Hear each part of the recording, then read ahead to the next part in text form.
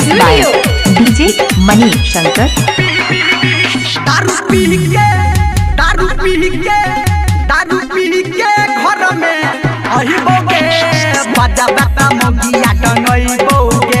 दारू पी के घर में एहबोगे बजा बेटा मोगिया टंगइबोगे। अगर आप भी चाहते हैं तो मणिशंकर चैनल को सब्सक्राइब जरूर करें और साथ में बेल आइकन दबाना ना भूलें।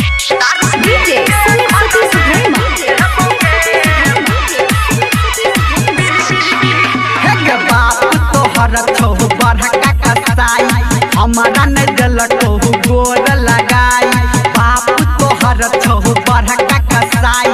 हमारा ने दिल टोगे गोर लगाई बेसी कूद बेटा घर से गइबोगे बजा बेटा मोगिया टंगइबोगे। दारू पी के घर में अहिबोगे बजा बेटा मोगिया टंगइबोगे। अभी आप सुन रहे हैं सावरिया म्यूजिक।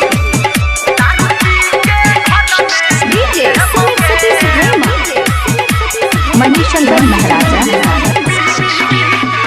हमारा पे ज्यादा ने झारत गिरबी हौसली गहना रखबोगे गिरबी।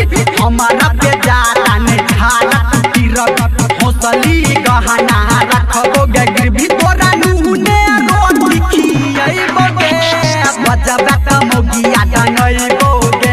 दारू पी के घर में अहिबोगे बजा बेटा मोगिया टंगइबोगे। बुझली के